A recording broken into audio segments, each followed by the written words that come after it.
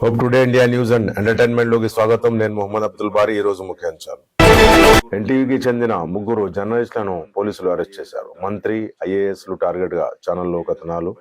NTV కథనంపై IAS అధికారుల సంఘం ఫిర్యాదు చేసింది.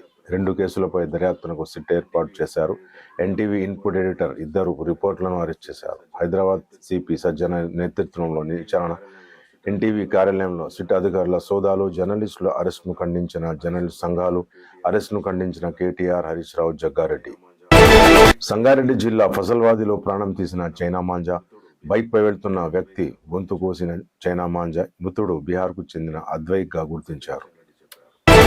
స్థానిక సంస్థలకు నిధుల విడుదల సంతోషకరమని కేంద్ర మంత్రి కిషన్ రెడ్డి చెప్పారు. 10 ఏళ్లలో 11,000 కోట్లకు పైగా నిధులు విడుదల చేశామని, 2025-26లో కేటాయింపులు 80% పెరిగాయని ఆయన చెప్పారు. కేంద్రం త్వరలోనే మిగతా నిధులు ఇస్తుందని, గతంలో బీఆర్ఎస్ ప్రభుత్వం నిధులు మళ్లించిందని ఆయన ఆరోపించారు. సర్పంచులు ఆత్మహత్యం చేసుకున్నారని ఆయన చెప్పారు. తెలుగు ప్రజలకు భోగి, సంక్రాంతి, కనుమ శుభాకాంక్షలు తెలిపారు సీఎం రేవంత్ రెడ్డి. భోగి భాగ్యాలను అందించే భోగి, కొత్త కాంతులు తెచ్చే సంక్రాంతి, కనుమ పండుగను అందరూ ఆనందంగా జరుపుకోవాలని సీఎం రేవంత్ రెడ్డి చెప్పారు. తెలంగాణ ప్రజలకు సంక్రాంతి పండుగ శుభాకాంక్షలు తెలిపారు బీఆర్ఎస్ అధినేత కేసీఆర్. భోగి, మకర సంక్రాంతి, కనుమ పండుగ శుభాకాంక్షలని, రాష్ట్ర రైతాంగం సుభిక్షంగా వర్ధిల్లాలని ఆకాంక్షించిన బీఆర్ఎస్ అధినేత కేసీఆర్. నేడు శబరిమల మకర జ్యోతి దర్శనం. సాయంత్రం పొన్నంబల వేడుకపై మకర జ్యోతి దర్శనం అవుతుందని, అయ్యప్ప దర్శనానికి భారీగా తరలి వచ్చిన భక్తులు. మరోసారి భారీగా పెరిగిన బంగారం, వెండి ధరలు.